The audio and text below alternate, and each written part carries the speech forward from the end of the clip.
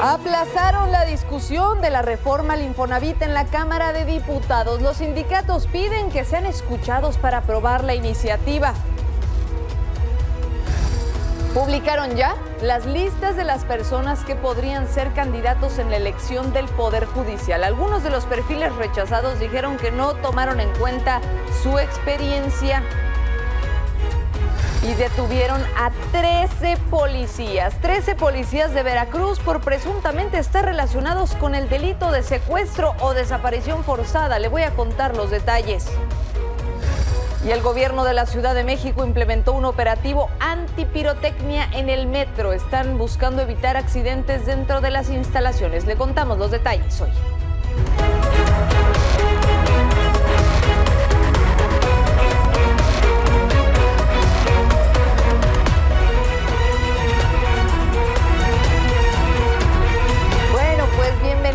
Bienvenidos como siempre a su espacio, que ya son las 11 de la noche, y junto con todo este bello equipo le tengo los 30 minutos de información que necesiten el día. Mi nombre, ya lo sabes, Paola Barquet, y así arrancamos.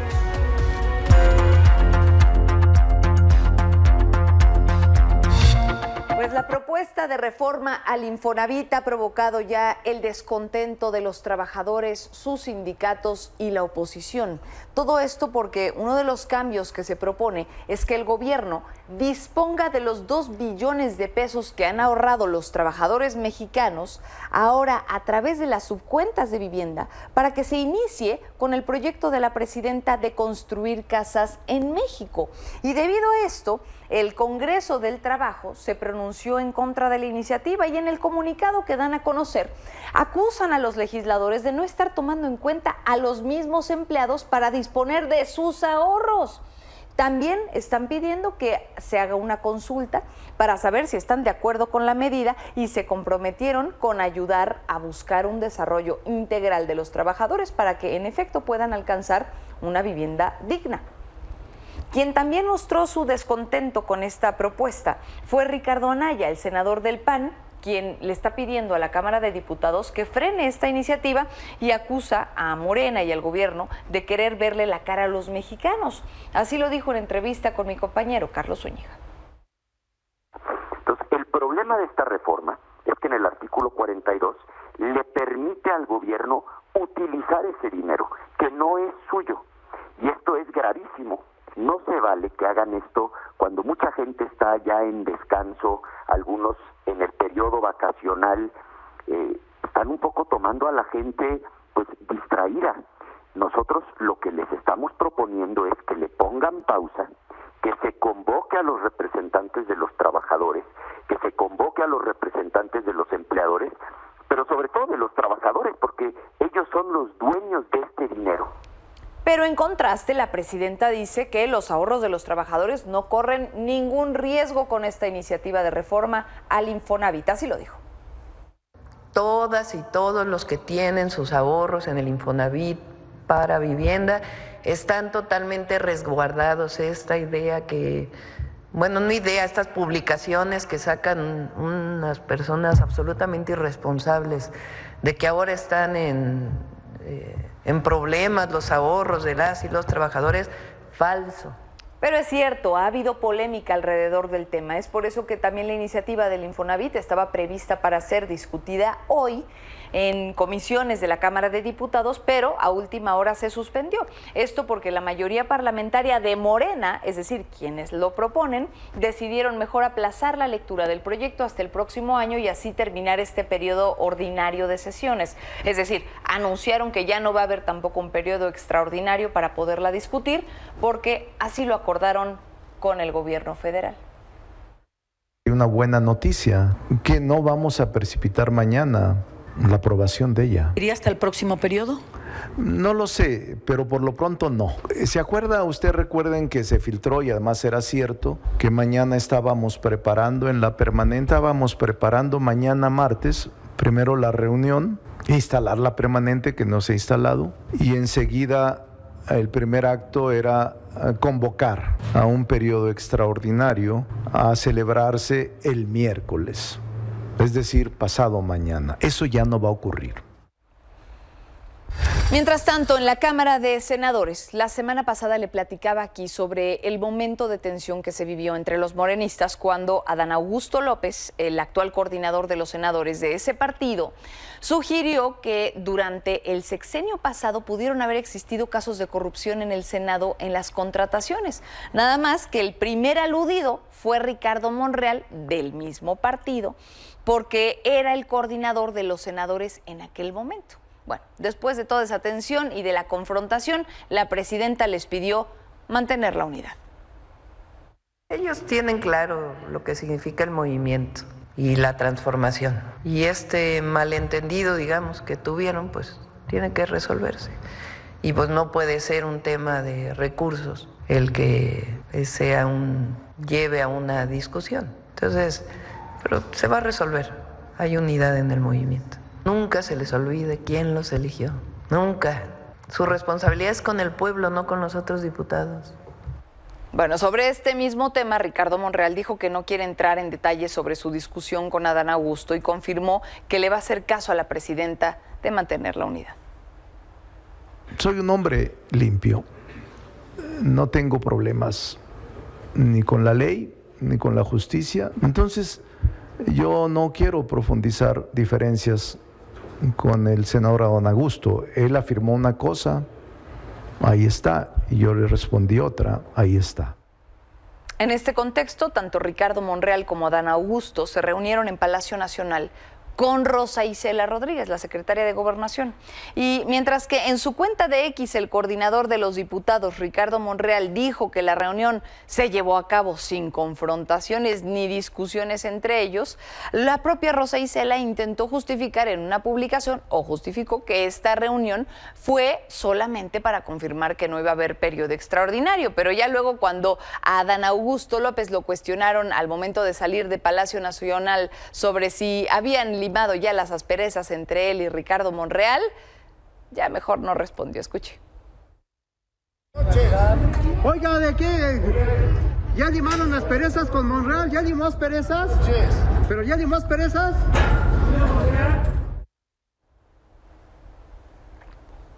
Bueno, ya mejor que se quede así. Ahora, ¿cómo va el proceso de la elección del Poder Judicial? Después de una semana, ya los comités de evaluación de los tres poderes, es decir, Ejecutivo, Legislativo y Judicial, publicaron finalmente los listados de las personas que cumplen con los requisitos para aparecer en las boletas del próximo año. El Poder Legislativo validó el registro de más de 7,000 aspirantes, el Ejecutivo de más de 11,000 y el Judicial avaló 1,048 perfiles. Estos que va a ver a continuación son algunos de los perfiles que más llamaron la atención por los que vamos a poder votar los mexicanos el próximo año, sí, para el Poder Judicial.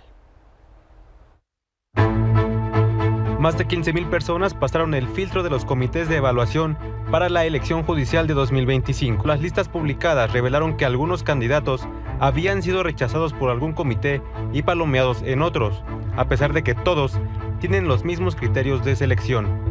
La exprocuradora general Marisela Morales, la magistrada Paula María García Villegas Sánchez Cordero, hija de la exministra Olga Sánchez Cordero, y el consejero de la Judicatura Federal, Sergio Javier Molina, cuyo voto le quitó el control de la mayoría que tenía la presidenta de la Corte, Norma Piña. Todos ellos fueron rechazados por el Comité del Poder Legislativo. En el caso del exfiscal de Puebla, que también se registró en los tres comités, solo fue aprobado por el Poder Ejecutivo. Mientras que el comisionado de InfoCDMX, Julio César Bonilla, hizo el intento en el Comité del Poder Legislativo y Ejecutivo, pero solo fue aceptado en este último. También están quienes fueron aprobadas por los tres comités, como Ana María Ibarra, exsecretaria de Estudio y Cuenta del Coordinador General de Política y Gobierno de la Presidencia de la República, Arturo Saldívar. También está la magistrada del Tribunal Superior de Justicia Administrativa, Zulema Mosri, ambas en busca de ser ministras de la Suprema Corte. A la lista de nombres que buscan llegar al máximo tribunal y postulados por el Poder Ejecutivo y Legislativo se suman el ex senador panista Roberto Gil Suart, la ex consejera jurídica de la Presidencia María Estela Ríos y Jaime Cárdenas, ex titular del Instituto para Devolver al Pueblo lo Robado. Aprobados por el Comité del Poder Ejecutivo, aparecen el consejero de la Judicatura Bernardo Batis, además del encargado de despacho de la Fiscalía Capitalina Ulises Lara. Ahora los comités de evaluación del Poder Ejecutivo, Legislativo y Judicial realizarán evaluaciones más estrictas para garantizar que los mejores perfiles ocupen los cargos clave que estarán en juego en el proceso electoral extraordinario de 2025. Con información de Rubén Mozo, Milenio Noticias. Después de que se dieron a conocer a los seleccionados que acaba de ver en pantalla, algunos de los aspirantes se quejaron. ¿Por qué? Porque los dejaron afuera de la elección judicial. En redes sociales lo que denuncian es que a pesar de que tienen más de 10 años de experiencia, pues los rechazan, y además criticaron que no se estableció un formato único para la carta de protesta, que fue justamente el documento por el cual los rechazaron. Ante las críticas, la presidenta de la Asociación Mexicana de Juzgadoras dijo que les hacía falta capacidad lectora a los aspirantes porque algunos documentos que subieron ni siquiera correspondían con lo que se les estaba pidiendo. Y quien también les respondió a los inconformes fue el propio Arturo Saldívar, quien ahora es el coordinador de política y gobierno. Él dice que no basta con saber de derecho para ser un buen juzgador y adelantó que es el 31 de enero cuando van a empezar ya a analizar los perfiles seleccionados para hacer una siguiente depuración. Una labor muy cuidadosa que no está arreglada, porque haberla arreglado hubiera limitado y a veces esos sistemas hacen que llegue quien no debe llegar. Ser un buen juez no basta saber derecho. Ser un buen juez es antes que nada ser una buena persona, ser una gente sensible, una gente que tenga empatía con el pueblo y que tenga empatía con la justicia. Vamos a analizar cada uno de los que han pasado y cada una de las que han pasado esa etapa, cuál es su probidad, su honestidad, su trayectoria académica, su trayectoria profesional, su experiencia, su fama pública, el ensayo que presentaron, etcétera. Por cierto, el INE ya empezó a definir cómo se van a ver, cuáles van a ser las características que van a tener esas boletas para la elección del 2025. De acuerdo ya con información que obtuvo el propio Milenio, se prevé que cada una tenga un color específico para evitar que haya confusiones y facilitar los conteos. Pero además, los nombres de los candidatos van a estar numerados. ¿Y qué cree? De un lado van a estar las mujeres y del otro van a estar los hombres. Los ciudadanos van a tener que colocar el número del candidato para poderles dar el voto y en un primer simulacro el INE dice que el tiempo estimado de votación promedio fue de unos 8 minutos por boleta, leyendo todo su contenido y de 8 minutos en total sin leer, solamente anotando los números memorizados. Hay que tomar en cuenta que solamente en la Ciudad de México los capitalinos van a tener que elegir 4,182 aspirantes. Hablando del Poder Judicial, un tribunal federal le ordenó a la UNAM que deje ya sin efecto cualquier acto que pudiera vulnerar los derechos de la ministra Yasmín Esquivel, todo por aquel caso del posible plagio de su tesis de licenciatura. ¿Se acuerda? Este fallo fue muy criticado por la máxima casa de estudios del país y dice que esto constituye una interferencia flagrante e inadmisible de la autonomía de la UNAM y a su legislación, pero que van a acatar este fallo. La universidad aseguró que agotó todos los medios legales para que el Comité de Ética Universitario cumpliera con sus obligaciones, pero que el tribunal resolvió a favor, a pesar de todo esto, de Yasmín Esquivel. Y mientras tanto, se podrá imaginar que ya la ministra afirmó que hoy queda terminado ese tema en el olvido y que está orgullosa de ser de la UNAM.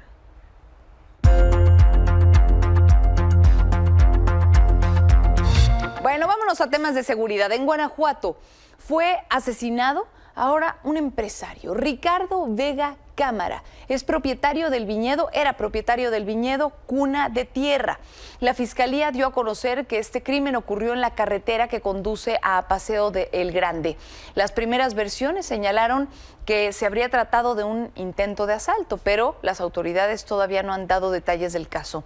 La Asociación de Productores de Vino de Guanajuato lamentó, por supuesto, este hecho y lo que habría que mencionar aquí es importante recordar que Ricardo Vega era integrante de la Asociación de Productores de Vino de Guanajuato y reconocido como líder de los vitivinicultores. Sobre este hecho, Jorge Olalde, el presidente de la Asociación de Hoteles en San Miguel de Allende, confirmó a Milenio que hace unas semanas esa asociación se había reunido con las autoridades estatales para pedir más vigilancia.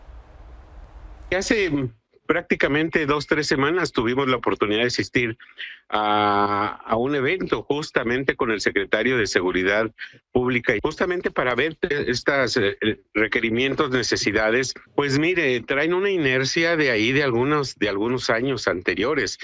Cortarlo de tajo, como yo lo comentaba en esta reunión, no va a ser de una manera determinante. Es un momento propicio para exigir tanto a la seguridad estatal y a la municipal la protección de estos territorios. Delicado. Ahora, mientras tanto, un partido de béisbol infantil en Culiacán, Sinaloa, fue interrumpido por una balacera. El ataque dejó una persona muerta en las inmediaciones del estadio de béisbol y las autoridades lograron detener a 2 personas relacionadas con todo esto. La secretaria de Seguridad Pública de Sinaloa confirmó que la zona ya fue acordonada para hacer las diligencias y hasta ahora no se han dado a conocer más detalles.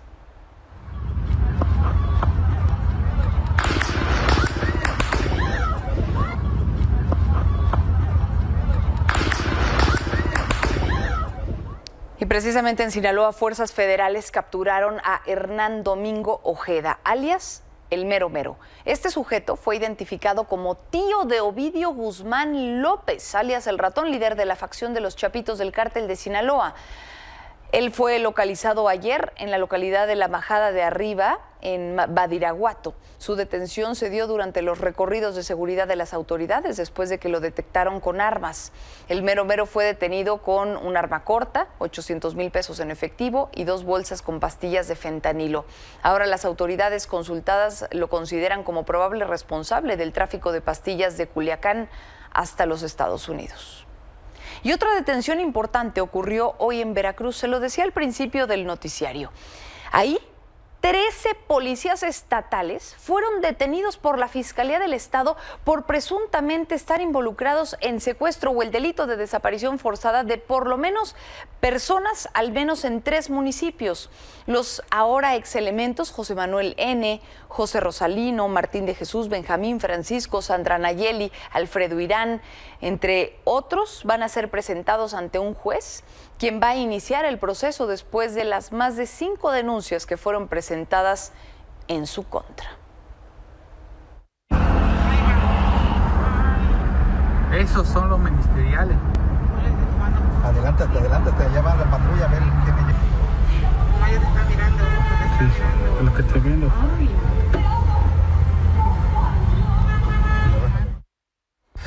Nos vamos a otros temas. Hoy se dio a conocer que Osiel Cárdenas Guillén, ex líder del Cártel del Golfo y fundador de los Zetas, fue extraditado a México por autoridades de Estados Unidos. Después de haber purgado una condena reducida de 25 a 14 años en una prisión en los Estados Unidos por distribución de cocaína, Osiel Cárdenas fue liberado en agosto de 2024, pero permaneció bajo custodia de las autoridades migratorias, mientras que esperaba una resolución de un recurso de defensa para impedir su deportación y detención por parte de la Fiscalía Mexicana. Ahora este ex líder del Cártel del Golfo fue ingresado al penal del Altiplano de Almoloya de Juárez, en el Estado de México, por supuesto, y tiene 3 órdenes de aprehensión en su contra por homicidio calificado, delincuencia organizada y delitos contra la salud. Antes de irnos a un corte, ponga muchísima atención porque como parte de los operativos de esta temporada decembrina, la Secretaría de Seguridad de la Ciudad de México implementó el operativo Cero Pirotecnia en el metro de la capital. Eso quiere decir que durante todo diciembre las autoridades van a estar reforzando la vigilancia en las instalaciones del metro para evitar accidentes, evitar incidentes, revisar, como no, las mochilas para ver lo que llevan. Es importante mencionar que, de ser necesario, pues sí, podrían revisar sus pertenencias como parte del operativo. Nos vamos con esto a un corte y al regresar, Donald Trump retomó su promesa de campaña de construir el muro en la frontera de México y Estados Unidos. Los detalles al volver. Bueno, pues vamos a temas internacionales. El señor Donald Trump reiteró ahora su compromiso de continuar con el muro fronterizo con México. El republicano aseguró que la ampliación de este proyecto es crucial para proteger a los ciudadanos estadounidenses y fortalecer la seguridad nacional. Dijo también que en esta ocasión el tramo que van a buscar construir será más costoso que el realizado en su primera administración. We ordered an additional 200 miles of wall. It's very expensive, and now it's about double the price of what it would have been 6 years ago. And the administration is trying to sell it for 5 cents on the dollar, knowing that we're getting ready to put it up. And what they're doing is really an act. It's almost a criminal act. They know we're going to use it, and if we don't have it, we're going to have to rebuild it, and it'll cost double what it cost years ago, and that's hundreds of millions of dollars, because you're talking about a lot of wall. Es importante mencionar que ahora fuentes cercanas a Donald Trump anunciaron hoy que invitó a Javier Milei, el actual presidente de Argentina, a su toma de protesta el próximo 20 de enero. Bueno, y mientras tanto, hoy la viceprimera ministra de Canadá, Chrystia Freeland, anunció su renuncia al estar en desacuerdo con el plan de Justin Trudeau para enfrentar el posible aumento de aranceles que vendría por parte de los Estados Unidos. La ahora exprimer viceministra dijo que el motivo de su salida se debe a que la confianza entre el primer ministro de Canadá y ella se rompió, por lo que ya no hay confianza para acompañarlo en su mandato. Esta renuncia desata críticas dentro de las filas del gobierno canadiense y algunos medios locales mencionaron que digamos que las últimas decisiones de Justin Trudeau lo podrían llevar incluso a adelantar las elecciones para no bajar más puntos de popularidad. It's obviously been an eventful day. It's not been an easy day. But I wanted to come here tonight and speak with you, dedicated, devoted members of the Liberal Party, because you, not me or any other politician, are the beating heart of this.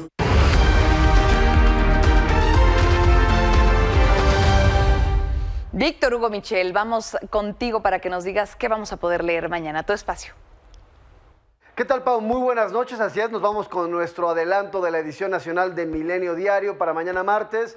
Y arranco con una nota que nos está llegando ahí del equipo de investigación de Milenio. ¿Por qué? Es un tema que hemos dado seguimiento desde hace varios días, el Tren de Aragua. Esta organización criminal con origen en Venezuela, que ya opera en nuestro país, particularmente en el negocio de trata de personas con fines de explotación sexual. Se ha extendido al menos a 6 entidades de nuestro país, incluida la Ciudad de México. Los invito a leer este reportaje que nos trae detalles sobre cómo está operando en nuestro país. Y también los invito a leer un muy buen reportaje, Pau, que traemos de nuestra compañera Janet López Ponce. Nos trae los detalles de cómo va a ser la elección de cara a este proceso en donde tendremos que definir quiénes llegan a la Suprema Corte, a juzgados, a magistraturas. Por lo pronto ya sabemos cuál será el formato de las boletas. Los invito a leer esta historia y a ver el gráfico que preparó nuestro equipo de arte, porque ahí viene una forma en la que estaremos votando en junio próximo. Ahí vienen los detalles de cómo van a ser los colores, cómo van a ser los números, cómo van a ser la distribución de los nombres por género. Todos los detalles de cómo será esta boleta, una boleta inédita. Ya tenemos el adelanto exclusivo, lo pueden ver mañana en la edición de Milenio Diario, Pau. Parte de lo que tenemos preparado para este martes. Que tengas muy buena noche. Buenas noches, Víctor Hugo Michel. Bueno, y para irnos bien y de buenas, como hacemos este ejercicio de todos los días para recordar que también ocurren cosas positivas, en Tijuana, más de 3,000 motociclistas de México y Estados Unidos se reunieron para regalar más de 5,000 juguetes a niñas y niños de escasos recursos. Este evento se llama Toy Run y nació como una iniciativa modesta para apoyar a un orfanato y se transformó ahora en un verdadero movimiento de solidaridad. David González, integrante de este club de motociclistas, Solo Ángeles, destacó que el principal objetivo es dar alegría a los pequeñitos que más lo necesitan en estas épocas. Gracias siempre por acompañarme en este su espacio de las 11. Ya sabe que nos vemos por acá a la misma hora el día de mañana y mientras tanto, descansen.